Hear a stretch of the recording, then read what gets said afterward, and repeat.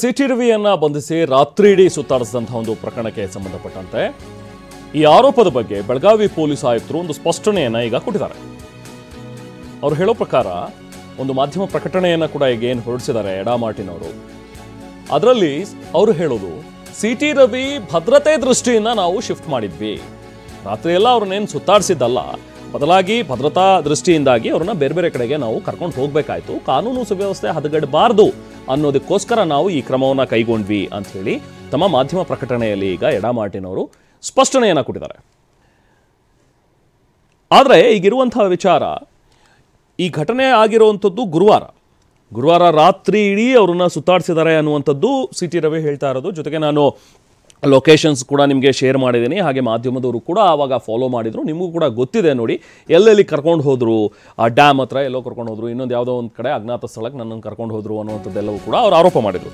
But ಗುರುವಾರ ಆಗಿರೋದು ಈಗ 5 ದಿನಗಳ ನಂತರ ಸ್ಪಷ್ಟನೆಯನ್ನು ಕೊಡ್ತಾ ಇದ್ದಾರೆ. ಸೊ ಸಿಟಿ ರವಿ ವಿರುದ್ಧ ಹಿರೇಬಾಗೇವಾಡಿ ಠಾಣೆಯಲ್ಲಿ ಕೇಸ್ ಕೂಡ ದಾಖಲಾಗಿದೆ. ಸಿಐಡಿ ತನಿಖೆಗೆ ಆದೇಶ ಮಾಡ್ತೀವಿ ಅನ್ನುವಂಥದ್ರ ಬಗ್ಗೆ ಇರುವಂತಹ ವಿಚಾರ, ತನಿಖೆ ನಡೆಯುವಾಗ ಹೆಚ್ಚು ಮಾತಾಡೋದು ಸರಿಯಲ್ಲ ಅನ್ನುವಂಥದ್ದನ್ನ ಕೂಡ ಹೇಳಿದ್ದಾರೆ. ಹುಬ್ಬಳ್ಳಿಯಲ್ಲಿ ಗೃಹ ಸಚಿವ ಡಾಕ್ಟರ್ ಜಿ ಪರಮೇಶ್ವರ್ ಕೊಟ್ಟಿರುವಂತಹ ಹೇಳಿಕೆ ಇದು. ಪರಿಷತ್ ಸಭಾಪತಿಗಳು ಅವರ ಕೆಲಸವನ್ನ ಮಾಡಿದ್ದಾರೆ, ಈಗ ತನಿಖೆ ನಡೀತಾ ಇದೆ, ಈಗ ಹೆಚ್ಚು ಮಾತಾಡೋದಕ್ಕಾಗೋದಿಲ್ಲ. ಈ ಪ್ರಕರಣದ ಬಗ್ಗೆ ಪೊಲೀಸರು ತನಿಖೆಯನ್ನ ಮಾಡಬೇಕು, ಅದನ್ನ ಮಾಡ್ತಾ ಇದ್ದಾರೆ. ಲಕ್ಷ್ಮೀ ಹೆಬ್ಬಾಳ್ಕರ್ ವಿರುದ್ಧ ಅಶ್ಲೀಲ ಪದ ಬಳಕೆಯ ಪ್ರಕರಣಕ್ಕೆ ಸಂಬಂಧಪಟ್ಟಂತೆ ಕೂಡ ತನಿಖೆ ಆಗತ್ತೆ ಅನ್ನುವಂಥದ್ರ ಬಗ್ಗೆ ಅವರು ಹೇಳಿದ್ದಾರೆ.